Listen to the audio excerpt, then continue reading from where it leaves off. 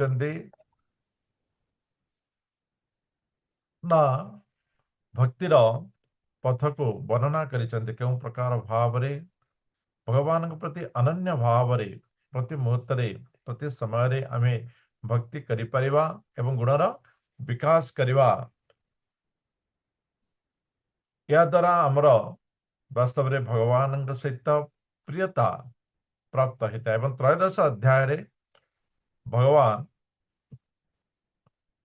କ୍ଷେତ୍ର କ୍ଷେତ୍ରଜ୍ଞର ଜ୍ଞାନକୁ ପ୍ରଦାନ କରିଛନ୍ତି। କ୍ଷେତ୍ର କ୍ଷେତ୍ରଜ୍ଞର ଜ୍ଞାନକୁ ପ୍ରଦାନ କରିଛନ୍ତି, ଯେଉଁଥିରେ କି ମନୁଷ୍ୟ କ୍ଷେତ୍ର ଏବଂ କ୍ଷେତ୍ରଜ୍ଞଙ୍କୁ ଜାଣିପାରିଲେ, କ୍ଷେତ୍ର ଏବଂ କ୍ଷେତ୍ରଜ୍ଞକୁ ଜାଣିପାରିଲେ ସେ ଆଉ ଜନ୍ମ ମୃତ୍ୟୁ ଚକ୍ର ଭିତରକୁ ଆଉ ଆସେ ନାହିଁ। ତ କ୍ଷେତ୍ର ଇଏ ଆମର ଶରୀର ଏବଂ କ୍ଷେତ୍ରଜ୍ଞ ଇଏ ହେଉଛି ଆତ୍ମା ଏବଂ ପରମାତ୍ମା। ବାସ୍ତବରେ ଏହାକୁ ଯିଏ ଜାଣେ ବା ଏ ଜାଣିବାର ପଦ୍ଧତିକୁ କୁହାଯାଏ ଜ୍ଞାନ। ଜ୍ଞାନ ଯୋଗ ମାନେ ଶରୀର, ଆତ୍ମା ଏବଂ ପରମାତ୍ମାର ସମ୍ବନ୍ଧକୁ ଜାଣିବା, ଜ୍ଞାନ ଦ୍ୱାରା ତାକୁ ଜାଣିବା। ଏବଂ ଏହି ଜ୍ଞାନ ଦ୍ୱାରା ଆମେ କ'ଣ ଜାଣିପାରିବା ନା ଜ୍ଞେୟ। ଜ୍ଞେୟ ମାନେ ସେ ହେଉଛନ୍ତି ସେହି ପରମ ବ୍ରହ୍ମ ବା ବ୍ରହ୍ମ, ଯାହାକି ଏକ ହେଲା ଜୀବ ବ୍ରହ୍ମ, ଦ୍ୱିତୀୟ ହେଲା ପରମ ବ୍ରହ୍ମ। ଜୀବ ବ୍ରହ୍ମ ଏବଂ ପରମ ବ୍ରହ୍ମକୁ ଆମେ ଜାଣିପାରିବା। ତ ଇଏ ହେଲା ଜ୍ଞାନ। ଶେଷରେ ଭଗବାନ କ'ଣ କରିଛନ୍ତି ନା ଶେଷ ବିଷୟ ଯିବା ପୂର୍ବରୁ ଆମେ ଏହା ଦେଖିବା ଯେ ବାସ୍ତବରେ ମନୁଷ୍ୟ ଏବଂ ଶରୀର ଏ ଉଭୟ ହେଲା ପୃଥକ। ଏ ଉଭୟ ହେଲା ପୃଥକ। ଶରୀରଟା ହେଉଛି ଭୌତିକ ଏବଂ ଆତ୍ମାର ଗୁଣ ହେଲା ଆଧ୍ୟାତ୍ମିକ ଗୁଣ। ଭୌତିକ ଏବଂ ଆଧ୍ୟାତ୍ମିକ ये जो भिन्नता अच्छी मनुष्य कण करे ना ये भिन्नता को जाने नहीं, ये भिन्नता को सी जाने नहीं। तेणु सी कौन करी थाए ना एटा मोर बोली कहता है, एटा शरीरटा मोर। तेणु से ए शरीर प्रति से सदाबले आकर्षण होता है। ए शरीर आकर्षण कारणरू सी कौन होता है ना बारंबार बारंबार जन्म नहीं था। से बारंबार जन्म नहीं था। देखो ये गोटे विषय भी आम चिंता करें आग को विषय अच्छी तबे भी ये जेहेतु प्रसंग आसी कहीदे जो भौतिक प्रकृतिर तीन गुण रे ही मनीष बांधी था। तो जदि आम भल भाव जदि तर्जमा करवा, जो मैंने आगर क्लास कर उचित रूपे तर्जमा करें जे तीन गुण मनीष को बांधी थाए, माने जीवात्मा को बांधी थाए ना जीवात्मा ए तीन गुण सहित तदात्मा करि थाए। तीन गुण ए जीवात्मा को बांधी थाए ना ए जीवात्माटा तीन गुण सहित तदात्मा करि थाए। दीनबंधु प्रभु। हरे कृष्ण प्रभु जी, क्षण यहीटा ही एक्चुअली मोर जीवन श्रेष्ठ मुझे जो थे सेयार करी प्रभु जी, मैंने एक्चुअली आमे ही ये तीन गुण जरा ही प्रभाव हो प्रभु जी। अच्छा, आमे ता सहित संबंध करुचे, प्रभावित संबंध करुचे नहीं कि? आज्ञा प्रभु जी। अच्छा, बरियसी माता जी। हरे कृष्ण प्रभु। हरे एक्चुअली से आमे हे गुण भलिया कार्य करता हूं। तीन गुण हमको बांधुची बोली कहउछन्ते नहीं कि? आज्ञा। अच्छा, माइक्रोसॉफ्ट। अच्छा, गीतांजलि माता जी हाथ टेकी थिले ना? हाँ, हरे कृष्ण। ଆମେ ତିନି ଗୁଣ ଦ୍ୱାରା ବନ୍ଧା। ହଁ, ବାସ୍ତବରେ ଆମେ ତିନି ଗୁଣ को ମାନେ ପ୍ରେମ କରୁଛେ। ତିନି ଗୁଣ ଆମକୁ ପ୍ରେମ କରୁନାହିଁ। ଯଦି ତିନି ଗୁଣ ଯଦି ଆମକୁ ପ୍ରେମ କରିଥାନ୍ତା ତେବେ ଆମେ ଏ ଭିତରୁ କେବେ ମୁକ୍ତି ହେଇପାରିନଥାନ୍ତେ। ଆମେ ଏ ଭିତରୁ କେବେ ହେଲେ ମୁକ୍ତି ହେଇପାରିନଥାନ୍ତେ। କିନ୍ତୁ ଏ ଭିତରୁ ମୁକ୍ତି ହେବାର ଉପାୟ ଭଗବାନ ଆମକୁ କହିବେ, ଆଗକୁ କହିବେ। ତ ଯେହେତୁ ଆମେ ଏ ଭିତରୁ ମୁକ୍ତି ହେଇପାରୁଛେ, ତେଣୁ ସିଏ ଆମକୁ ବାନ୍ଧୁନି। ଆମେ ଏ ତିନି ଗୁଣ ସହିତ ତଦାତ୍ମା କରୁଛେ। ଆମେ ଏ ତିନି ଗୁଣକୁ ମାନେ ମୁଁ ଆଗରୁ ବି କହିଥିଲି ଭାଗବତମରେ କପିଳ ମୁନିଙ୍କ ବିଷୟରେ। ମନୁଷ୍ୟ ଜୀବ ଭିତରେ ଗର୍ଭ ଭିତରେ ରହି 7 ମାସରେ ପ୍ରଣାମ କରୁଛି, ପ୍ରଭୁ ମତେ ଆଉ ଜନ୍ମ ଦିଅନ୍ତୁନି, କେତେ କଷ୍ଟ ହଉଛି। ମା ମତେ କେତେ ଯତ୍ନ ନେଉଛି, ତେବେ ବି ଯୋଉ ଖଟା ଖାଇବାକୁ ଇଚ୍ଛା ହଉଛି ଖଟା ଖାଇଦଉଛି, ରାଗ ଖାଉଛି, ଲୁଣି ଖାଉଛି। ମୋର କୋମଳ କୋମଳ ଶରୀର ଭିତରେ ତାହା ମାନେ ଯୋଉ ପ୍ରକାର ଯନ୍ତ୍ରଣା ଦଉଛି, ବଳ ମୂତ୍ର ରକ୍ତ ଭିତରେ ମୁଁ ପଡି ଯୋଉ ଯନ୍ତ୍ରଣା ପାଉଛି, ଉଦ୍ଧାର କରିଦିଅନ୍ତୁ। ଯେତେବେଳେ ସେ ବାହାରକୁ ଆସୁଛି, ଆରେ ବଢିଆ ତ, କେତେ ସୁନ୍ଦର ଲାଇଟ୍ ଫାଇଟ୍ ଲାଗିଛି। ଆରେ ଇଏ ମତେ କଣ ହସ ହସ ବୋଲି କହିଲି କେତେ ଗେଲ କରୁଛି, ମତେ ପୁରା ଏକଦମ ଭିଡି ଧରୁଛି, ମତେ ଗେଲ କରୁଛି, ଚୁମା ଦଉଛି, ମୋର ବୋଲି କହୁଛି, ସିଏ ମୋର ବୋଲି କହୁଛି, କିଏ ମତେ ହସ ବୋଲି କହୁଛି। ତ କିଏ ହେଲେ ମତେ ଖାଲି ତ ସୁଖ ହିଁ ସୁଖ ଦେଖାଯାଉଛି, ଆଉ କିଛି ଦୁଃଖ ହିଁ ଦେଖାଯାଉ ନାହିଁ। ଚାଲିଲା ସବୁ ମାୟାରେ ବାୟା। ମଣିଷ ମାୟା ଭିତରେ ପଡି ସେ ହଁ ବାପା କହିଲେ ଟିକେ ହସିଦେଲା, ମା କହିଲେ ଟିକେ ହସିଦେଲା, କିଛି କରିବାକୁ ପଡୁନି, ଶୋଇଛି। ଶରୀରଟା ସିନା ସାନ, କିନ୍ତୁ ସବୁ ତ ଚିନ୍ତନ ଅଛି ନା, ସବୁ ଚିନ୍ତନ ଅଛି, କିଛି ବି ଯାଇନି। ଶରୀରଟା ସିନା ସାନ ଅଛି, ବା ଖଟ ଉପରେ ତ ମଳମୂତ୍ର ତ୍ୟାଗ କରିବାକୁ ମଧ୍ୟ ଯିବାକୁ ପଡୁନି। ବା କେତେ ବଢିଆ, ଏଇଟା ହିଁ ମୋର। ବୋଧେ ଗତ ଜନ୍ମରେ ମୁଁ କଣ ପାପ କରିଦେଇଥିଲି, ଭଲ ନଥିଲି, ଏଇଠି ହିଁ ରହିଲି, ଏଇଟା ହିଁ ଠିକ। ତାପରେ ଯେତେବେଳେ କି ପରିବର୍ତ୍ତନ ଆସେ, ଖୋଜି ବୁଲେ, ସେତେବେଳେ ପୁଣି ଆଉଥରେ ଭଗବାନଙ୍କୁ ସେ ଖୋଜିବା ଭିତରେ ଯୋଉ ଇଚ୍ଛା ତା ଭିତରେ ଜାଗ୍ରତ ହେଇଗଲାଣି, ଯୋଉ ବନ୍ଧନ ଜାଗ୍ରତ ହେଇଗଲାଣି, ଯୋଉ ଆସକ୍ତି ଜାଗ୍ରତ ହେଇଗଲାଣି, ତାକୁ ଆଉ କାଟି ପାରୁନାହିଁ। ସେ ପୁରା ବଟ ବୃକ୍ଷ ଭଳିଆ 15 ଅଧ୍ୟାୟ ଭଳିଆ ବଢି ଯାଇଛି। ଇଏ ହଉଛି ହରେ କୃଷ୍ଣ ପ୍ରଭୁଜୀ। ହରେ କୃଷ୍ଣ। ଏଇଟା ଆମକୁ ଯେମିତି ଯୋଉ ମାଙ୍କଡ ସେ ଯେମିତି ତା ଛୁଆ ଯେମିତି ତାର ମାଙ୍କଡ ମାକୁ ବାନ୍ଧିକି ରଖିଥାଏ, ଆମେ ସେମିତି ତ୍ରିଗୁଣ ଦ୍ୱାରା ବନ୍ଧା ହେଇଛୁ। ଆମେ ହଁ ହଁ, ମାଙ୍କଡ ଛୁଆ ଯେମିତି ତା ମାକୁ ଟାଣିକି ରଖିଥାଏ, ଆମେ ସେମିତି ତ୍ରିଗୁଣକୁ ପୁରା ଆରାମରେ ବାସ୍ ବାନ୍ଧିକି ରଖିଛୁ। ତ୍ରିଗୁଣକୁ ପୁରା ବହୁତ ବଢିଆ ଉଦାହରଣ, ବହୁତ ବଢିଆ। Very good। ତ ଆମେ ପ୍ରକୃତରେ ସେଇ ପ୍ରକାର ଭାବରେ ଏ ତିନି ଗୁଣକୁ ବାନ୍ଧିକି ରଖିଛେ।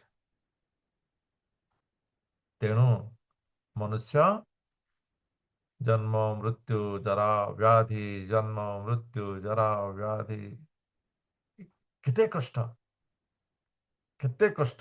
ଯୋଉମାନେ ବୟସାଧିକ ହେଲାଣି, ଚିନ୍ତା ଥରେ ଯଦି ଚିନ୍ତା କରିବା, ମାନେ 50ରୁ ଯୋଉମାନେ 50 ଯୋଉମାନେ କ୍ରସ କରିଲେଣି, ଆଜିକାଲି ତ 45-50ରେ ମଧ୍ୟ ଆମେ ଜନ୍ମ ହେଲେ, ପାଠ ପଢିଲେ, ଘର ସଂସାର କଲେ, ସବୁ କିଛି କଲେ କଲେ କଲେ କଲେ ସବୁ କଲେ, ସବୁ ଯାକ ଯଦି ଭାବିବେ ସେସବୁ କଣ କଲେ, ଉତ୍ତର ମିଳିବ କିଛି କରିନି, କିଛି କରିନି। ଆମେ କଣ କରିଛେ, କଣ କରିଛେ? ନା ନିଜ ପାଇଁ, ନା କାହା ପାଇଁ କଣ କରିଛେ? କିଛି ବି ନାହିଁ। ଜଣେ ତ ମାତାଜୀ କହିଲେ, ଆରେ ମୁଁ ପୁରା ଘର ପୁରା ଏ ସବୁ ଘରକୁ ସମ୍ଭାଳୁଥିଲି, ଏ ଘରକୁ ଏ କରିଥିଲେ, ଏ କରିଥିଲେ। କରୁଥିଲେ, ସେଟା ଆପଣଙ୍କ ପାଇଁ କରୁଥିଲେ, ଆପଣ ଘରକୁ ଆସିଥିଲେ ବୋଲି ଆପଣ କରୁଥିଲେ। ନାଇଁ ଏଇ ଘରଟା ମୋର, ହଁ ଏଇ ଘରଟା ଆପଣଙ୍କର, କିନ୍ତୁ କିଛି ନବାର ନାହିଁ, କିଛି ବି ନେବେନି। ଯାହା ଆପଣଙ୍କର ତାହା ଆପଣଙ୍କ ସହିତ ଯିବା କଥା। କିନ୍ତୁ କାଲି ମୁଁ କହୁଥିଲି, ଶରୀର ଯଦି ଆମର, ତ ଶରୀର ଯାହା ଇଚ୍ଛା ଆମେ ତାହା କରିପାରିଥାନ୍ତେ, ଶରୀର ଆମ ସହିତ ନେଇ ପାରିଥାନ୍ତେ। ଶରୀରଟାକୁ ଆମେ କହିଥାନ୍ତେ ନାଇଁ ନାଇଁ ତୁ ଏତିକି ରହ, ଏତିକି ରହିଥାନ୍ତା, କାହିଁକିନା ଆମର ଯଦି ଯାହା ଆମର से आम कथा रहा दरकार ना आम जमी चाहिए सेमती हवा दरकार ना जो जहाँ आम चाहे ता हो ना तेरे ता आमर केमती है किंतु मनीष कहे हाँ आमर मोर ये जो भावना ये भावना ही मनीष को कौन करी थाए ना ये चक्र रे बांधी दे थाए आम पढ़िले गत काली जे वास्तव में पुरुष एवं प्रकृति ये उभय भगवान सृष्टि ये भगवान सृष्टि तो मनीष कौन करी थाए ये जो माध्यम ही थाए से भाभी थाए मु कर दे से मु कर दे जमती कि माने ये गोटे आगुरी तो होता एवं तो से सब ना ना कौन हो ना जड़े अधिकारी से गाड़ी कौन हो रेड लाइट लगी से ट्राफिक रे आगुरी छाड़ी दि जाव आगुरी सब थिला तो से अधिकारी जदि से गाड़ी रे बसी नथिबे तांकर पुओ अधिकारी तो पाठ पढ़ी थे आईएएस ओएस होइथिबे किंतु पुओ मैट्रिक फेल होइथिबो सी से गाड़ी रे बसी गलो मध्य ट्राफिक तो छड़ा जो कहीं रेड लाइट लगी गाड़ी रे बसले से भी पळेबो तो सिमिति हमर अवस्था वास्तव में भगवान ठारू शक्ति आम प्राप्त करी आम कहे आम पुरुष मु श्रेष्ठ ये मोर मु समस्त पाखे आदर मु करी मु मु मु मु मु मु किंतु जहाँ आम करीचे जहाँ आम प्राप्त करीचे ये सब भगवान कृपारु सबकि भगवान कृपारु मनुष्य ताको न जानी कहते मु करिछि मो द्वारा हो पारिछि मो द्वारा संभव होइछि भगवान ताकू दुख सहीवार शक्ति प्रदान करिसेंती एवं से दुखटा को सहीछि किंतु मनुष्य कहूछि मु बहुत कष्ट सही बहुत दुख सही मु या करिछि तो सहीवार शक्ति ता भी भगवान देइछंती एवं करिवार इच्छाटा ताहा भी भगवान प्रदान करिसेंती तेणु भगवान के माध्यम रही तेणु भगवान को धन्यवाद न दे ये कहते हैं मु करिछि और जहाँ न करि पारिला जहाँ न करि पारिला तार इच्छा तले पूरण हैला नहीं सेतले सेटा भगवान को दोष ए प्रकार भाव रे से जीवन रे बहुत गुड़े माया सहित संपर्क स्थापन करी माया ठारू बहुत किछि आशा रखी से दुख दुख दुख दुख सुख को खोजी खोजी सुख को खोजी खोजी दुख प्राप्ति करी करी से सुख को भूली जाइए परम सुख को भूली जाइए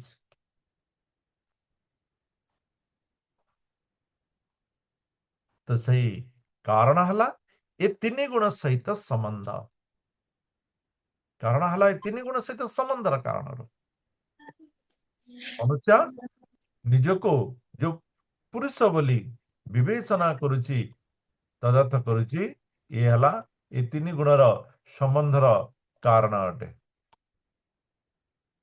हरे कृष्ण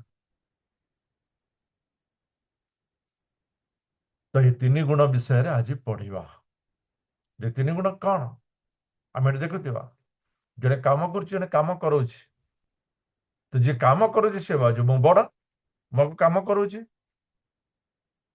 जे काम करोछि से भावुछि मु बड़ जे मु आगो काम करोछि जो बड़ ये मनुष्य भितर अहंकार सृष्टि कर दे ये अहंकार सृष्टि कर दे जेतेबेले पर्यंत मनुष्य तदर्थ करिछि मु सेतेबेले ता भितर अहंकार सृष्टि हुए कि वास्तव में से बड़ नुह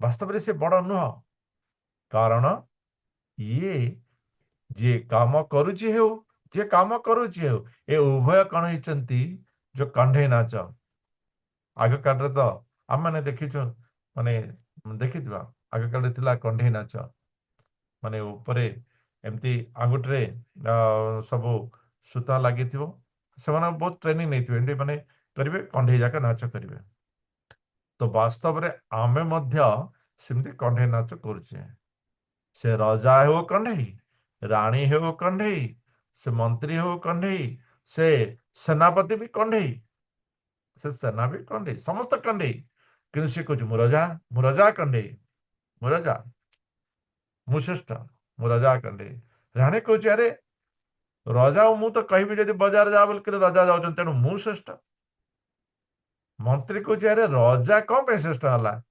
मु ठीक रास्ता देखुची ना से मु श्रेष्ठ नहीं तो सेनापति कह समस्ते जो कहते एमान मु सुरक्षा देती बंची ना से मु श्रेष्ठ हो ना एमती हाँ गीतांजलि माता जी एमती हो ना हाँ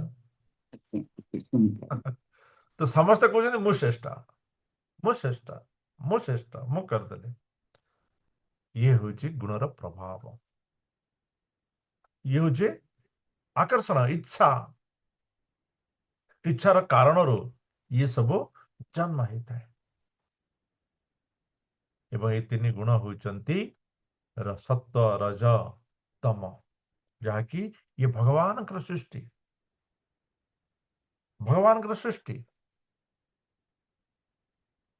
जड़े कॉलेज विद्यार्थी प्रकार पढ़ा समय से पचारे बोले कि भगवान कहीं सृष्टि कर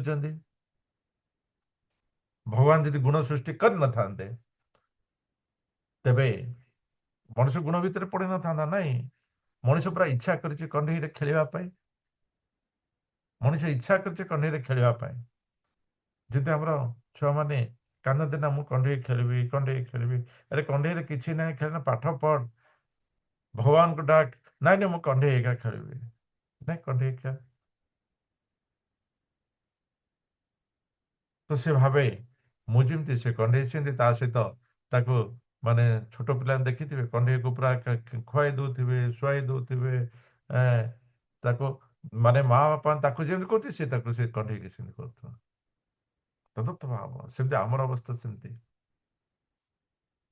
तो से भगवान जो सृष्टि करिचंती रचना पाई किंतु मनुष्य से कौन होता है ना बांधी जाए तो अर्जुन आज ये अध्याय जानवे जे भौतिक प्रकृतिर वास्तव में तीन गुण कौन जहाँ मनुष्य को पुरुष बोली निज भितर गर्व सृष्टि करिथाए ताको बंधन भितर बांधी थाए प्रकृति तीन गुण कौन एवं एमाने किपर कार्य करुचंती एमाने केमिति बांधी दियंती मनुष्य को एवं एथिरु मुक्त हबार किछि उपाय तो अछि तो ये विषय आज अर्जुन जानुचंती तो गत अध्याय आम पढ़िले जे अर्जुन मनुष्य ए तीन गुण रे पड़ी निजको पुरुष बोली भावी थाए जो व्यक्ति ज्ञान चक्षुरी अर्थात ज्ञान चक्षु मान जिते बेले कि सीए प्रकृति एवं पुरुषर प्रभेद अर्थात क्षेत्र क्षेत्रज्ञर प्रभेद को जानिबा होची ज्ञान चक्षु क्षेत्र क्षेत्रज्ञर प्रभेद को देखी पारिबा सी हूँ ज्ञान चक्षु जितेबले यही दिव्य ज्ञान चक्षु मनुष्य प्राप्त करिथाए सेतेबले से शरीर एवं शरीर ज्ञाता से ही परमात्मा भितरे आत्मार भितरे प्रभेद को जानी थाए एवं सही प्रकार व्यक्ति भौतिक प्रकृतिर मुक्त हेबार रास्ता पाई थांती एवं सेमाने जीवन चरम लक्ष्य को प्राप्त करि थांती अर्जुन किसी प्रश्न नहीं त्रयोदश अध्याय भगवान चतुर्दश अध्याय आसी कहते हे अर्जुन परम भूय प्रवक्ष्यामि ज्ञानानां ज्ञानमुत्तमं यज्ञाता मुनयः सर्वे परां सिद्धि मितो गताः मुनि माने ଦେବତା ମାନଙ୍କ ଠାରୁ ଉଚ୍ଚ ସ୍ତରରେ ଅଛନ୍ତି, ମହର୍ଷି ଲୋକରେ ଅଛନ୍ତି, ବ୍ରହ୍ମଲୋକ ପରେ ମହର୍ଷି ଲୋକ। ସେମାନେ ମଧ୍ୟ ଏହି ଜ୍ଞାନକୁ ବାରମ୍ବାର ବାରମ୍ବାର ରିପିଟେସନ କରିଥାନ୍ତି। ସେମାନେ ମଧ୍ୟ ଏହି ଜ୍ଞାନକୁ ବାରମ୍ବାର ଜାଣିବାର ପ୍ରଚେଷ୍ଟା କରିଥାନ୍ତି। ସେହି ପ୍ରକାର ଜ୍ଞାନ ହେ ଅର୍ଜୁନ ମୁଁ ତୁମକୁ କହୁଛି ଆଜି। ମୁଁ ତୁମକୁ ସେହି ପ୍ରକାର ପରମ ଜ୍ଞାନ ମୁଁ ଆଜି ତୁମକୁ କହିବି, ଯାହାକି ବାସ୍ତବରେ ମୁନି ଋଷି ମାନଙ୍କୁ ମଧ୍ୟ ସେ ପରମ ସିଦ୍ଧ ପ୍ରଦାନ କରିଥାଏ ସେ ଜ୍ଞାନ। ଆପଣ ତ ସର୍ବୋତ୍ତମ କଥା କହିଛନ୍ତି। ଆଗରୁ ସର୍ବୋତ୍ତମ ଜ୍ଞାନ ଯାହା କର୍ମ ନିମନ୍ତେ, ଇଏ ଜ୍ଞାନ ନିମନ୍ତେ ତୁମକୁ ସର୍ବୋତ୍ତମ କଥା ମୁଁ କହିବାକୁ ଯାଉଛି।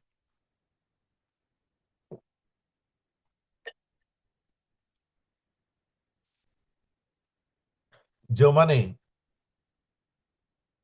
ଏ ଯୋଉ ଶରୀର ଏବଂ ମାୟା ଆତ୍ମା ପରମାତ୍ମା ଆକୁ ବୁଝି ପାରନ୍ତି, ଯେଉଁମାନେ ଏହାକୁ ବୁଝି ପାରନ୍ତି, ଭୌତିକତା ବା ମାୟା ଏବଂ ଆତ୍ମାକୁ ପ୍ରଭେଦ ଜାଣି ପାରିଥାନ୍ତି, ସେମାନେ ଏ ଯୋଉ ଭୌତିକ ପ୍ରକୃତି ରହିଛି ଆ ସହିତ ଆଉ ସମ୍ବନ୍ଧିତ ହୁଅନ୍ତେ ନାହିଁ। ଏ ଭୌତିକ ପ୍ରକୃତି ସହିତ ଆଉ ସମ୍ବନ୍ଧିତ ହୁଅନ୍ତିନି। ଆମର ଜନ୍ମ ଏ ଭୌତିକ ପ୍ରକୃତି ସମ୍ବନ୍ଧିତ, ମୃତ୍ୟୁ ଭୌତିକ ପ୍ରକୃତି ସମ୍ବନ୍ଧିତ, ସୃଷ୍ଟି ଭୌତିକ ପ୍ରକୃତି ସମ୍ବନ୍ଧିତ, ପ୍ରଳୟ ମଧ୍ୟ ଭୌତିକ ପ୍ରକୃତି ସମ୍ବନ୍ଧିତ। ଭଗବାନଙ୍କର ସ୍ଥାନରେ ପ୍ରଳୟ ହୁଏ ନାହିଁ, ଭଗବାନଙ୍କ ସ୍ଥାନରେ ସୃଷ୍ଟି ହୁଏ ନାହିଁ। ଶିଶୁକ୍ୟ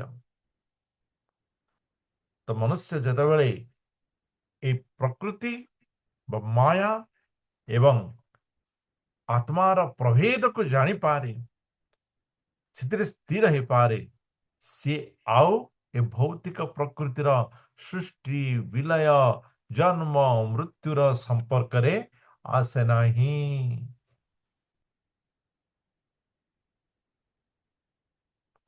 ତ ମନୁଷ୍ୟର ଜନ୍ମ ହେଲା କେମିତି? ପ୍ରକୃତିରେ ଏ ଭୌତିକ ପ୍ରକୃତିରେ ସମ୍ବନ୍ଧିତ ସେ ସ୍ଥାପନ କରେ କେମିତି? अर्जुन सर्वयोनिषु कौन्तेय मूर्तयः संभवन्ति याः तासां ब्रह्मो महोदीन रहं बीज प्रदः पिता। अर्जुन जो महत ब्रह्म अच्छी ये प्रकृति अच्छी मोर बहु माने मुख्य सृष्टि ये प्रकृतिर कहा जाए जे भगवान हेउचंती महजोनि महजोनि अहं एवं बीज प्रदः पिता। ए प्रकृतिर योनि भी मु एवं बीज प्रद पिता भी मु कौन करिथाए ना ए महत ब्रह्मर योनि रे बीज प्रदान करिथाए एवं जीव सृष्टि होता। समस्त जीव यही प्रकार सृष्टि होता। तो मनुष्य जमिति कि गोटे गछ अच्छी आराम रे सल्ला मनुष्य कथा भी हमें देखी परिवा। मनुष्य भी चिंता केते जन तो केउ प्रकार चिंता करती, जो माने वृद्धावस्था गति करी आसिलेनी, से भितर विभिन्न लोक विभिन्न चिंता करते। तेणु कहते जीवन में मु बहुत पैसा पाइली किंतु यह करि पारले नाही, ये मोर जीवन गोटे आशा रहीगला। आप शुणी बहुत जन यह कहते मोर जीवन गोटे यह आशा रहीगला। के जन कहते अरे जीवन में मु सब किछि कली किंतु पैसा किछि पाई पारली नाही, एटा मोर आशा रहीगला। तो समस्तंक भितरे आशा रही जाउछि एवं से जो आशाटा को यदि हम देखिबा सारा जीवन मंथन चिंतन से सारा जीवन मंथन चिंतन। तो सही चिंतन को भगवान कौन करती ना बीज प्रदान करती। मनुष्यर से जो चिंतन मन भीतर जो आविलता अहंकार किसी पाइबार इच्छा से इच्छाटा को भगवान कौन करती बीज प्रदान करी पूर्ति करती एवं एक शरीर प्रदान कर दियंती केवल से इच्छा को पूर्ण करने को। तो मनुष्य कौन करता है ना से कहता है। तो आम प्रश्न जानी कर जे मनुष्यर जहाँ इच्छा भगवान तो ताहा पूर्ति करदे तेबे मनुष्य पुणी अथर दुखी कि ये हूँ भौतिक जगतर माया। कौन सी विषय मनुष्य को सुख दे पारिबो नाही। ए भौतिक जगत रे कौन सी विषय मनुष्य को सुख दे पारिबो नाही। मनुष्य जहाँ प्राप्त करिछि भगवान को गाली दिए जो भगवान मते एया कले ताकू एया कले ताकू एया कले। मनुष्य को जहाँ करिसंती ये मनुष्यर इच्छार कारण रे ही से जन्म होइछि। जेहेतु से सेथिरे शांति प्राप्त करि पारु नाही जेथिरे से माया भितरे रहुछि से पुणी कौन करुछि भगवान को गाली दउछि। तो ये होछि मनुष्यर मायार कारणरू से बारंबार बारंबार जन्म नउछि। मनुष्य जदि बुझी जाए जेतले बुझी जीव जे अरे रे मुए माया भितरे पड़ी भगवान को गाली दउछि मुए मायार कारण ए प्रकार जन्म नेछि निजर स्थिति को यदि स्वीकार करि नब तेबे से मुक्तिर पथ को जीव किंतु मनुष्य ताहा स्वीकार करि परिबनि करे नाही। भौतिक जगत रे मनुष्य ताहा को स्वीकार करे नाही। आमे जदि गोटे पिला छोट पिला तो कहीदेले केमती से शुणी दियंती किंतु बड़ लोक के भूल कले ताको कहले से स्वीकार करते ना। जी स्वीकार करते से तो बहुत महा किंतु तार भूल को से स्वीकार करते ना। तार कारण हला जो अहंकार रही एवं जी स्वीकार करनेला जी सत्य को स्वीकार करनेला से मुक्तिर पथरे अग्रसर हो मुक्तिर पथरे से अग्रसर हो किंतु मनुष्य ताहा को स्वीकार करे नाही। ये समस्त जीव ये समस्त जीव ये भगवानंकर सही बीजरु ही जन्म होइछन्ति। समस्त प्रकार भितर आउरी भी विभाग विभाग रही से जहाँ हो ये जो 84 लक्ष प्रकार जोनि जहाँ आमर वर्णना अच्छी से समस्ते भगवान होउछन्ति समस्त बीजपद पिता अटन्ति। सत्वं रजस्तम इति गुणाः प्रकृति संभवाः। ये सत्व रज तम ये तीनटा एक प्रकृति ही संभव है। सत्व भी प्रकृति रज भी प्रकृति एवं तम भी। यार जन्म कौन होता है सत्व ना ज्ञान रु जन्म होता है। तेणु सत्व ब्रह्म निकटवर्ती कारण पूर्ण ज्ञान होचंती ब्रह्म। तो ब्रह्म निकटवर्ती तेणु सत्व किछि उत्तम अटे किंतु ये सत्व ज्ञानर कारण जेतले कि माने तार प्रकाश हुए से प्रकाश जेतेबेले कि ये जो प्रकृतिस्थ हुए तो प्रकृति रे निजको पुणी से पुरुष बोली अनुभव करनी मु बड़ बोली अनुभव करनी मु सब जानी मु सब कहि पारुची मु सब माने इत्यादि इत्यादि ज्ञानर कारण तार निज भितर जेतेबेले कि ज्ञानर अहंकार सृष्टि जाए अरे मु सब करुची लोके मो पाखक आसतु मते पचारतु मते जय जय ज्ञान करंतु मते ही देवता करंतु अन्य मान को जानतु अन्य मान बंद कर नहीं केवल मते जो अहंकार भीतर आसी जाए से अहंकार कारण ज्ञानी कौन होता है ना इच्छा भितर पशि जाए इच्छा करिथाए जे समस्ते मोर हुंतु मते ही जयगार करंतु मोर फॉलो करंतु मते ही मोर ही मोर ही मोर ही मोर ही मोर ही। तो ये जो इच्छा ये इच्छा होची रजगुण। तो रजगुण माने कौन तलकु टाणी हला तलकु टाणी हला। तो सत्य ज्ञानी से रजगुण प्रभावित है सुख एवं ज्ञान अहंकार रे सुख ज्ञान इच्छा रे से कौन होता है पतित होता है। जो मैंने इच्छा करिसंते सेमानकर इच्छा असीम तृष्णा जहाँ पाइले सेतिकरे संतुष्ट नहीं जहाँ पाइले सेतिकरे संतुष्ट नहीं। मुझे दी मोर 100 प्रशंसक अछंती आउ 500 बंधु मोर जदि 5टा बिल्डिंग अच्छी 10टा बिल्डिंग हो मोर जदि या अच्छी आहुरी किछि हो। आगे आमे जो छोट होइतलु से जो रामायण सीरियल दौथला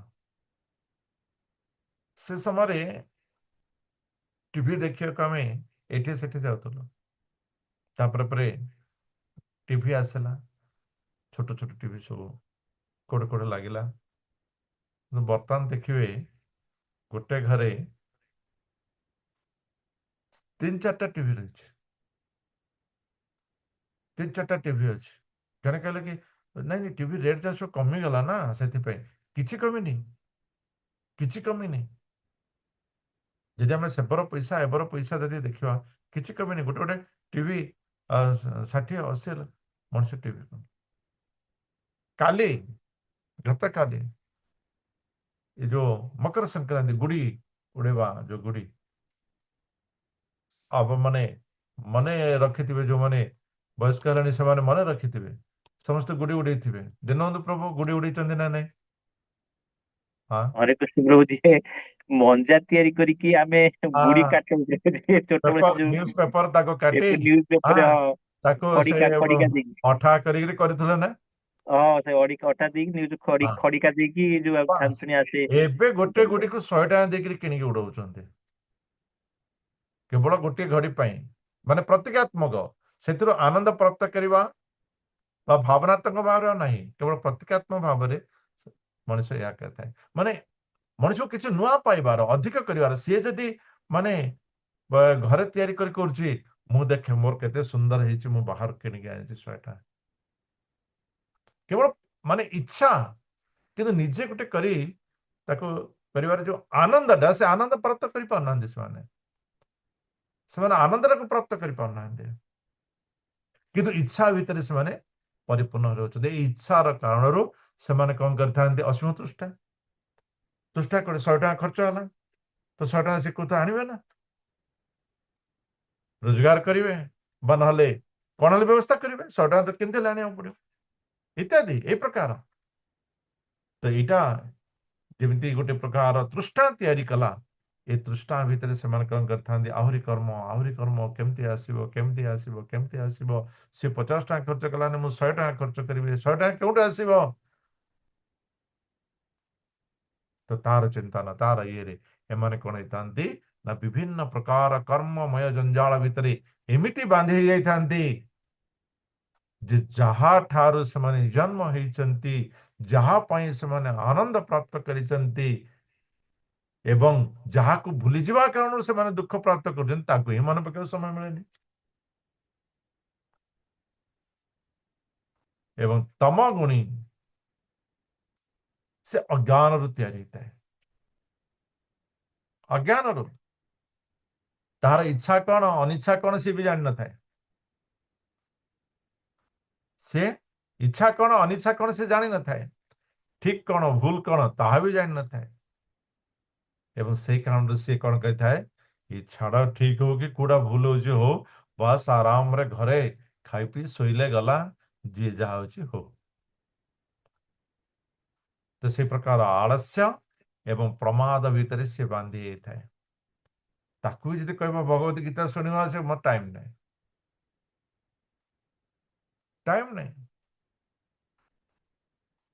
ତ ଏ ପ୍ରକାର ତମର ମଧ୍ୟ ପ୍ରଭାବ ରହିଥାଏ। ଏହା ନୁହେଁ ଯେ ଆମ ମନଟା ସଦାବେଳେ ରଜ ମାନେ ଜନ୍ମ ହଉ ମୃତ୍ୟୁ ପର୍ଯ୍ୟନ୍ତ ହିଁ ରଜ ଥିବ ବା ସତ୍ୱ ଥିବ ବା ତମ ଥିବ ନାହିଁ। ଆମର ମନଟାକୁ ଏ ସଂସାର ଭିତରେ ଥିବା ପ୍ରକୃତି ଭିତରେ ଥିବା ରଜ ସତ୍ୱ ତମ ତିନି ଜଣ ଯାକ ଟାଣନ୍ତି। ସତ୍ୟ ବି ଟାଣେ, ରଜ ବି ଟାଣେ, ତମ ବି ଟାଣେ। ଯେମିତି ଆମେ ଛୋଟ ପିଲାବେଳେ ଖେଳୁଥିଲେ ନା, ହଁ ଗୋଟେ ଦୌଡ଼ି ଥିବ, ସେଠି ଗୋଟେ ପତାକା ଗୋଟେ ଲାଗିଥିବ, ଗୋଟେ ତଳେ ଗାର ଦିଆ ହେଇଥିବ, ଏପଟେ ଦଳେ ଟାଣିବେ ସେପଟେ ଦଳେ ଟାଣିବେ। ହଁ ଏବେ ଟାଣିବା ଭିତରେ ଯାହା ପଟେ ସେ ଦୌଡ଼ି ଗଲା ସିଏ ଜିତିବ। ବିକ୍ରମ ବାବୁ ଖେଳିଛନ୍ତି ନା ନାଇଁ? ହଁ ପ୍ରଦୀପ ପ୍ରଭୁ ଦୌଡ଼ି ଟଣା ଖେଳିଛନ୍ତି ନା ନାଇଁ? ହରେ କୃଷ୍ଣ ପ୍ରଦୀପ ପ୍ରଭୁ, ହଁ ଖେଳିଛୁ ପ୍ରଭୁ, ଆମେ ଖେଳିଛୁ। ହଁ ଦେଖିଲେ ସମସ୍ତେ ଗୋଟେ ତ ଏ ମନକୁ ମଧ୍ୟ ସେମିତି ରଜ ଟାଣୁଥିବ, ସେପଟେ ସତ ଟାଣୁଥିବ, ସେତେବେଳେ ତମ ଟାଣୁଥିବ। ଯେଉଁମାନେ ସାଇନ୍ସ ପଢିଛନ୍ତି ସେମାନେ ଜାଣିଥିବେ ଭେକ୍ଟର ଏନାଲିସିସ୍। ଗୋଟେ ପଏଣ୍ଟକୁ ମାନେ ତିନିଟା ଫୋର୍ସ ଟାଣୁଥିବ, ଏ ଫୋର୍ସ ସେ ଫୋର୍ସ ସେ ଫୋର୍ସ, ତାର ରିଜଲ୍ଟାଣ୍ଟ ଯାହା ରହିବ ସେ ପଏଣ୍ଟଟା ସିଆଡେ ଗତି କରିବ। हरे कृष्ण रिजोल्यूशन ऑफ वेक्टर प्रभु जी। ହଁ ରିଜଲ୍ୟୁସନ ଅଫ ଭେକ୍ଟର। ତ ସେମିତି ଆମର ଏ ତିନି ଜଣ ଯାକ ସେ ପଏଣ୍ଟକୁ ଟାଣିଥାନ୍ତି। ଯାହାର ଅଧିକ ଫୋର୍ସ ହେଲା ସିଏ ଜିତିଲା। ସେ ଜିତିଲା କି ହାରିଲା ଆଧ୍ୟାତ୍ମିକତାରେ ତାହା ସମ୍ଭବ ମାନେ କରିବା ବହୁତ କଷ୍ଟ, ତାକୁ ଡିଫାଇନ୍ କରିବା ବହୁତ କଷ୍ଟ।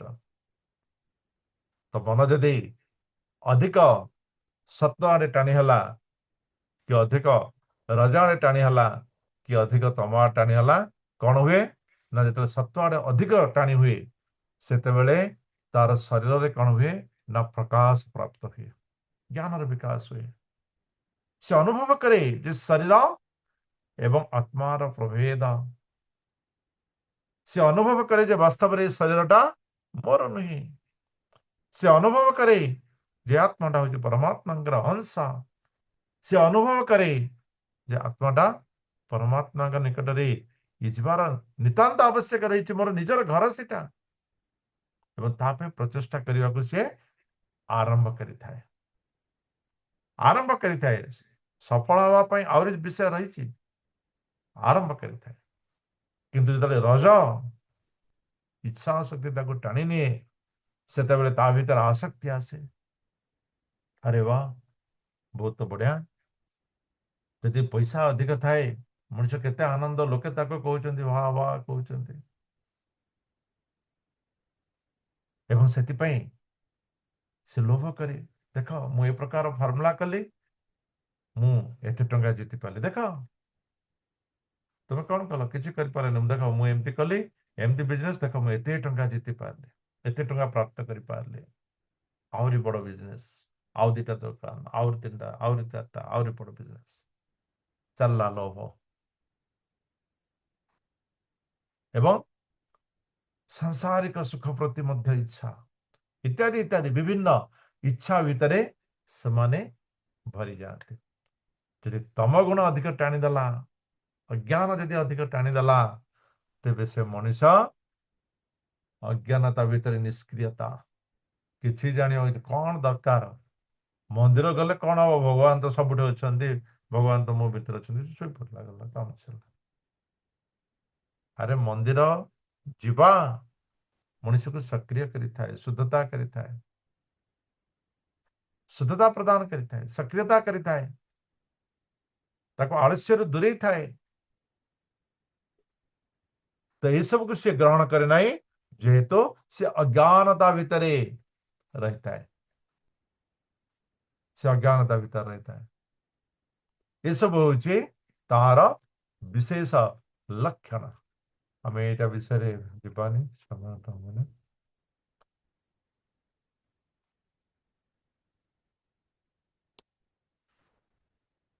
ଯଦି ସତ୍ୱଗୁଣ ଦୀର୍ଘକାଳ ରହେ ତ ମନୁଷ୍ୟ महर्षि लोक को जाए। महर्षि लोक को जाए माने डायरेक्ट महर्षि नहीं, गोटे गोटे लोक को चढ़ी चढ़ी सी जीव धीरे धीरे माने समय रही भूलोक रही भुव तापर स्वलोक तपलोक जनलोक तापर महालोक ए प्रकार से गति करी ऊपर को जीव। एवं यदि अल्प समय रहिला तो मनुष्य कौन करिवो शुद्धता प्रदान करिवो, शुद्ध चिंतन शुद्ध विषय जमती के जन कहते जब माने भगवान प्रति तुम स्नेह रही आशा रही किंतु यह कर पार नहीं, मनटा लगी पारने मनटा पड़ोची अर्थात आम भितर शुद्धता जागृत है से परिपक्व अवस्था को आसी पार नहीं। परिपक्व अवस्था को आसापी आमर जमी मो कालना पर कहूला गोटे आम गोटे रसगोला खाईदे 5टा रसगोला खाईदे 6 नंबर रसगोला खाइबा 7 नंबर रसगोला खाया को जी कष्ट लगे ये 6टा एक खाइबा से कष्ट लगी से कष्ट लगी क्लास रे कोई नथिले से दिन जो युव दिवस से तो आम 60% मार्क आने को जी कष्ट तार डबल कष्ट कले आम 65% आनिबा, तार ट्रिपल कष्ट कले 70% आनिबा। से एफर्ट दबा पड़ो, केवल कष्ट कले हम नहीं तो एफर्ट दवा पड़ो, मैनेज करने पड़ो से। तो सही प्रकार शुद्धता तो प्राप्त होती आम ऑर्गेनाइज कर पारने आग को बढ़े पारने एवं अल्प काल रहिले मनुष्य भितर ज्ञान रहता। हाँ सब कहते माने शरीर आम एक्चुअली शरीर नुह आम एक्चुअली आत्मा। जय जगन्नाथ सरला ये अल्प काल प्रभाव जानवर किंतु रज गुण ये जब दीर्घ समय जब मनुष्य भितर रही अरे भगवान कौन आसी आमको खाया देवे, आम तो कष्ट करिया पड़ो ना, आम कष्ट करिया पड़ो तो मनुष्य कौन करता है ना भगवान अच्छा बोले जाने थे किंतु श्रद्धा विश्वास पाखे न थाए पाखे श्रद्धा विश्वास तो केवल रोजगार यह प्रति कर मत या करार अच्छे या करार अच्छे या करार अच्छे या माने जीवन रे आपण माने बहुत जन चिंता करथिबे माने स्टूडेंट समय रे आजकल जन स्टूडेंट को मुझे भेटी माने कौन करियो ना मु या करियो एते बड़ लंबा लिस्ट, एते बड़ लंबा लिस्ट माने ता भितर इच्छा शक्ति किते जागृत ही रही से जति माने कहला मु या चाकरी करी या करदेवी मो माँ को या करदेवी बापा को या करदेवी मो भाई मान को या करदेवी या करदेवी या करदेवी या करदेवी या माने से गोटे 30टा खंडे पॉइंट कही चिंता करंतु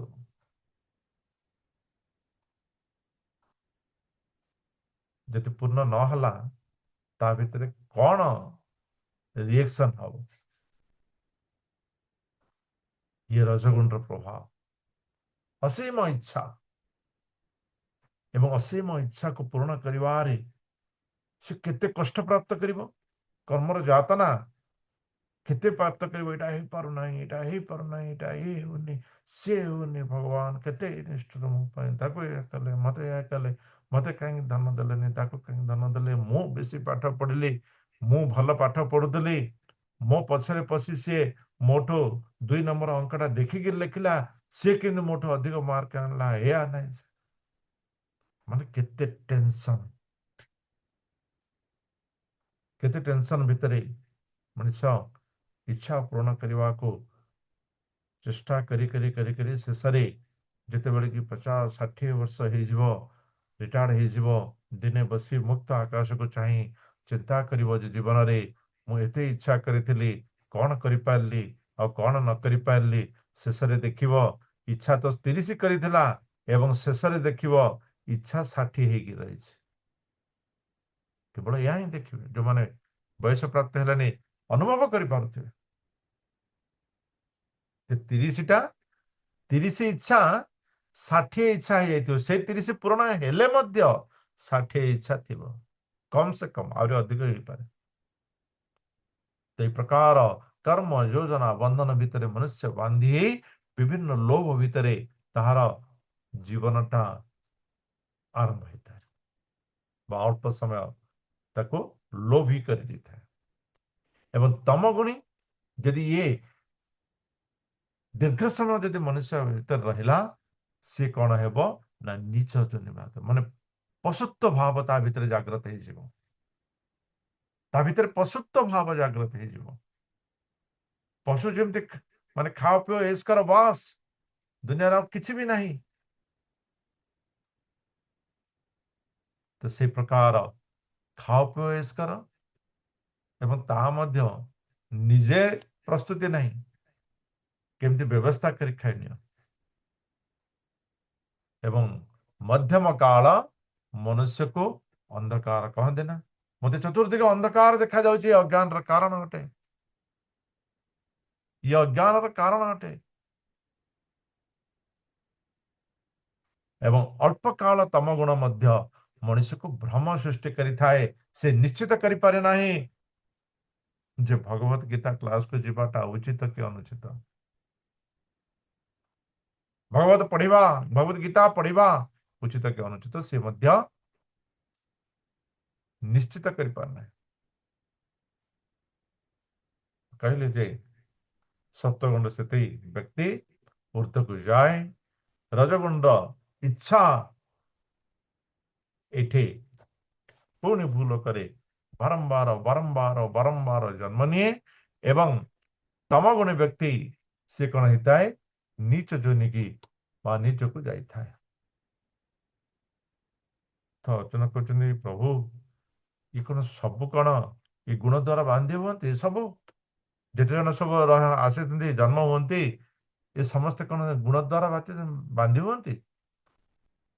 ଅର୍ଜୁନ, ଏ ଜଗତରେ ଯାହା ଏସବୁ ଗୁଣର ପ୍ରଭାବରେ ହିଁ ହେଇଥାଏ, ଏସବୁ ଗୁଣର ପ୍ରଭାବରେ ହେଇଥାଏ। ମୁଁ ଏହାକୁ ସୃଷ୍ଟି କରିଛି, କିନ୍ତୁ ମୁଁ ଏ ଭିତରେ ନାହିଁ, ମୁଁ ଏଇ ଭିତରେ ନାହିଁ। ଯେ ଏହାକୁ ଜାଣିଥାଏ ଯେ ମୁଁ ଏ ଗୁଣରୁ ଅତୀତ, ଯିଏ ଜାଣିପାରେ ସିଏ ଗୁଣରୁ ଅତୀତ ହେଇଯାଏ, ସିଏ ଗୁଣରୁ ଅତୀତ ହେଇଯାଏ ଏବଂ ଆନନ୍ଦ ପ୍ରାପ୍ତି କରିପାରେ।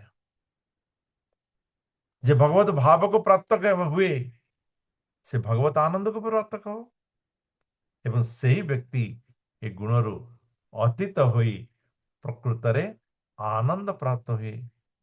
ଯେ ଭଗବାନ ହେଉଛନ୍ତି ଗୁଣାତୀତ ଏବଂ ମୁଁ ହେଉଛି ଭଗବାନଙ୍କର ଅଂଶ, ତ ବାସ୍ତବରେ ମୁଁ ହେଉଛି ଗୁଣାତୀତ, ମୁଁ ହେଉଛି ଗୁଣାତୀତ। ମୋର ଏ ଗୁଣ ସହିତ କୌଣସି ପ୍ରକାର ବନ୍ଧୁ ବାନ୍ଧବ ନାହିଁ,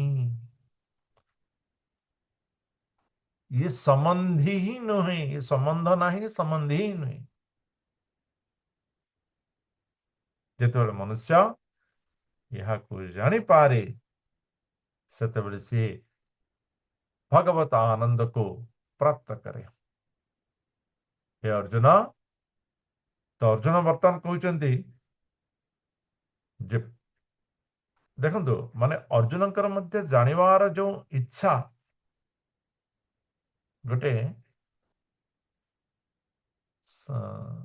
ମିଟିଂଟେ ଚାଲିଥିଲା, ଗୋଟେ ମିଟିଂରେ ବହୁତ ଦିନ ତଳେ, ମାନେ ମୁଁ ଯୋଉଟା କହୁଛି କି ମାନେ 30 ବର୍ଷ ତଳେ ମିଟିଂରେ ମୁଁ ଯାଇଥିଲି, ଯଦି ମନେ ପଡ଼ିଲା ତ ମୁଁ କହିଦଉଛି।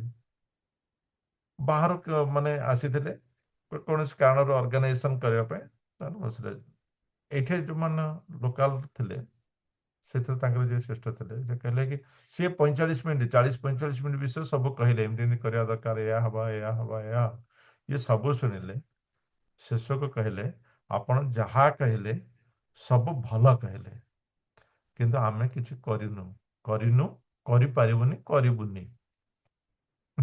କାମ ସରିଲା। ତ ମାନେ କି ଶୁଣିବାର କିଛି ମୂଲ୍ୟ ନାହିଁ। ତ ବାସ୍ତବରେ ଯଦି ଆମର ଶୁଣିବାର ଅଛି ତାକୁ କେଉଁ ପ୍ରକାର ଜୀବନରେ ଆଣିପାରିବୁ, ଯଦି ସେଇ ଚିନ୍ତନ ଯଦି ଜଣେ କରିବ ତେବେ ସିଏ ତାକୁ ଅନୁଭବ କରିପାରିବ। ଏବଂ ଅର୍ଜୁନଙ୍କର ସେଇ ବିଷୟ ଥିଲା। ଅର୍ଜୁନ ଭଗବାନଙ୍କୁ କହୁଛନ୍ତି ଯେ ପ୍ରଭୁ ଏମିତି କଣ ଗୁଣାତୀତ ମଣିଷ ହେଇପାରେ ଯେ ପ୍ରକୃତିର ସମ୍ବନ୍ଧକୁ ମାନେ ସ୍ପର୍ଶ ନ କରିପାରେ? ତ କିଏ ସେ ଆଦର୍ଶ? ସେ ଆଦର୍ଶ କିଏ? ସିଏ ଜାଣିବା ଦରକାର। ଆମେ ଯଦି ଭଗବାନଙ୍କୁ ପ୍ରାପ୍ତି କରିବାର ଆମ ଭିତରେ ଜିଜ୍ଞାସା ରହିଛି, କଣ ଭଗବାନ ପ୍ରାପ୍ତି ହୁଅନ୍ତି? ସେ ଆଦର୍ଶ କିଏ? ଆମେ ତାର ପଦଚିହ୍ନରେ ଯିବୁ, ଆମେ ତାଠାରୁ କିଛି ଶୁଣିବୁ, କିଛି ଜାଣିବୁ। ତ ଅର୍ଜୁନ କହୁଛନ୍ତି ବାସ୍ତବରେ ସେ ଆଦର୍ଶ କିଏ ଯେ ଗୁଣାତୀତ ହେଇପାରିଛି? ଭଗବାନ କହୁଛନ୍ତି ଅର୍ଜୁନ ବାସ୍ତବରେ ଯେଉଁମାନେ ଏହି ତିନି ଗୁଣରୁ ଅତୀତ ହେଇଥାନ୍ତି ସେମାନେ ବୁଝିପାରିଥାନ୍ତି ଯେ ମୁଁ ବା ଆତ୍ମା ସେ ହେଉଛି ତିନି ଗୁଣରୁ ଅତୀତ, ତିନି ଗୁଣରୁ ବାହାର। ସେମାନେ ସଦାବେଳେ ଜ୍ଞାନରେ ପ୍ରକାଶିତ ରହିଥାନ୍ତି। ଏ ଶରୀରର ପରିବର୍ତ୍ତନରେ, ଏ ଶରୀରର ସମ୍ପର୍କରେ ସେମାନେ କୌଣସି ଚିନ୍ତାରେ ନଥାନ୍ତି। ସେମାନେ ଜ୍ଞାନର ପ୍ରକାଶରେ ରହିଥାନ୍ତି ଏବଂ ଯେଉଁ ଇଚ୍ଛା ଜାଗ୍ରତ ହୁଏ ସେ ଇଚ୍ଛାକୁ ସେମାନେ ବୁଝିପାରିଥାନ୍ତି ଯେ ଇଚ୍ଛା ରଜଗୁଣର ପ୍ରଭାବରୁ ଆସିଛି, ତେଣୁ ସେମାନେ ତାହାଠାରୁ ଦୂରରେ ରହିଥାନ୍ତି। କୌଣସି ବିଷୟରେ ଭ୍ରମ ହେଲା ସେଥିରେ ସେମାନେ ଲିପ୍ତ ହୁଅନ୍ତିନି କି ଭାଙ୍ଗି ଯାଆନ୍ତି ନାହିଁ। ସେମାନେ ବୁଝିପାରିଥାନ୍ତି ଯେ ମୋ ଭିତରେ ତମ ଗୁଣ ଜାଗ୍ରତ ହେଇଛି, ତେଣୁ ଏ ଭ୍ରମ ଆସିଛି। ସେମାନେ ସେଇ ଗୁଣରୁ ଅତୀତ ହେବାକୁ ଚେଷ୍ଟା କରିଥାନ୍ତି, ସେ ଗୁଣରୁ ବାହାରକୁ ବାହାରି ପଡ଼ିଥାନ୍ତି, ସେ ଗୁଣରୁ ବାହାରକୁ ବାହାରି ପଡ଼ିଥାନ୍ତି। ଯେମିତିକି କୌଣସି କାରଣରୁ ଜଣେ ବ୍ୟକ୍ତି ଫିଲ୍ମ ହଲରେ ଯାଇ ପହଞ୍ଚିଗଲା, ବର୍ଷା ହଉଛି, ସମସ୍ତେ ତ ଫିଲ୍ମ ହଲ ପହଞ୍ଚିଗଲା। ଲୋକେ କହିଲେ ଆରେ ବର୍ଷା ତ ହଉଛି, ଏତେ ଜୋର ବର୍ଷା ହେଲାଣି, ଆହୁରି 2-3 ଘଣ୍ଟା ତ ବର୍ଷା ହବ। କିଛି ଲୋକ କଣ କଲେ, ଫିଲ୍ମ ହଲକୁ ପଳେଇ ଗଲେ। ଜଣେ ବ୍ୟକ୍ତି ଚିନ୍ତା କରୁଛି ବର୍ଷାରେ ଯଦି ତିନ୍ତିବି 2-3 ଦିନ ରୋଗ ହେବ, ମତେ ଥଣ୍ଡା ହେଇପାରେ କି ନ ବି ହେଇପାରେ, କିନ୍ତୁ ଯଦି ମୁଁ ଏ ସିନେମାର ଭିତରକୁ ଯିବି ସେ ମୋ ମନ ଭିତରେ ଆବିଳତା ସୃଷ୍ଟି କରିବ। ଇଏ କେତେ ଦିନ ପର୍ଯ୍ୟନ୍ତ ରହିବ, କେତେ ଆକୁ ଔଷଧ ଦରକାର ପଡିବ, ମୁଁ ବାହାରି ଯିବି।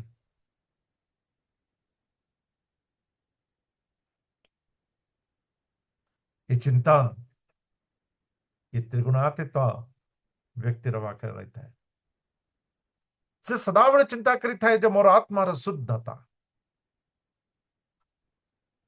ଆତ୍ମାର ଶୁଦ୍ଧତା ସେ ପରମ ଶୁଦ୍ଧ ପରମାତ୍ମାଙ୍କୁ ପ୍ରାପ୍ତିରେ ସାହାଯ୍ୟ କରିବ। ଇଏ ହେଉଛି ତ୍ରିଗୁଣାତୀତର ଲକ୍ଷଣ ଏବଂ ସେମାନଙ୍କର ଆଚରଣ ମାଟି, ପଥର, ସୁବର୍ଣ୍ଣ ଏ ସହିତ ସମାନ ରହିଥାଏ। କାରଣ ମାଟି ବି ପ୍ରକୃତି, ସୁବର୍ଣ୍ଣ ବି ପ୍ରକୃତି।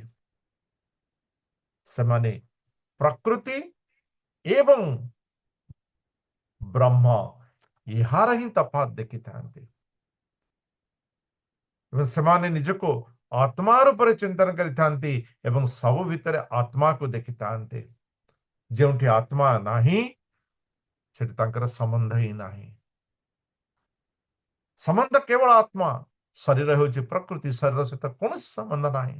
ହେଇପାରେ ସେ ଅସୁନ୍ଦର, ହେଇପାରେ ସେ ସୁନ୍ଦର, ହେଇପାରେ ସେ ଧନୀ, ହେଇପାରେ ସେ ଗରିବ, କିନ୍ତୁ ତା ଭିତରେ ଯୋଉ ଆତ୍ମା ଅଛି ସେ ଆତ୍ମା ହେଉଛି ମୋ ପରମାତ୍ମାଙ୍କର ଅଂଶ ଏବଂ ମୁଁ ମଧ୍ୟ ପରମାତ୍ମାଙ୍କର ଅଂଶ। ସେଇ ପ୍ରକାର ସେମାନେ ଚିନ୍ତା କରିଥାନ୍ତି। ହେ ଅର୍ଜୁନ, ଯିଏ ଏହାକୁ ଜାଣିପାରିଥାଏ ନିଜକୁ ସେହି ଶୁଦ୍ଧ ଆତ୍ମାର ପରମାତ୍ମାର ଅଂଶ ଚିନ୍ତା କରିଥାଏ, ସେ ବିଶୁଦ୍ଧ ଭାବରେ ବିଶୁଦ୍ଧ ଭକ୍ତିରେ, ବିଶୁଦ୍ଧ ପ୍ରେମରେ, ବିଶୁଦ୍ଧ ସମ୍ପର୍କରେ ସେହି ପରମ ଶୁଦ୍ଧ ପରମାତ୍ମାଙ୍କର ସମ୍ପର୍କକୁ ହିଁ ଖୋଜିଥାଏ। ସେ ପରମାତ୍ମାଙ୍କର ସମ୍ପର୍କ ହିଁ ଖୋଜିଥାଏ ଏବଂ ସିଏ ପ୍ରତ୍ୟେକ ସ୍ଥାନରେ ସେହି ଆତ୍ମତତ୍ତ୍ୱକୁ ଦର୍ଶନ କରିଥାଏ। ସେ ପ୍ରକୃତି ଭିତରେ ଆତ୍ମତତ୍ତ୍ୱ ସହିତ ହିଁ ତାର ସମ୍ପର୍କ ରହିଥାଏ ଏବଂ ସିଏ ସବୁ ଭିତରେ ସେହି ପରମାତ୍ମାଙ୍କର ଯେଉଁ ଆଧାର ରହିଛି, ଯେମିତିକି ସୂର୍ଯ୍ୟଙ୍କର ଆମେ ବାହାରକୁ ଆସିଲେ ଆଲୋକ ପଡ଼ିଛି ମାନେ ଆମେ ଜାଣି ଯାଇଛୁ ଯେ ସୂର୍ଯ୍ୟ ଉଦୟ ହେଇଯାଇଛନ୍ତି। ରେଜେଇ ଭିତରୁ ମୁହଁ ବାହାର କଲେ ଦେଖିଲେ ଆଲୋକ ହେଇଛି ମାନେ ସୂର୍ଯ୍ୟ ଉଦୟ ହେଇଯାଇଛନ୍ତି। ସୂର୍ଯ୍ୟ ଉଦୟ ହେବା ପାଇଁ ଦେଖିବାର ଆବଶ୍ୟକ ନାହିଁ, କାହିଁକିନା ସୂର୍ଯ୍ୟଙ୍କର ରଶ୍ମି ପ୍ରତ୍ୟେକ ସ୍ଥାନରେ ରହିଥାଏ।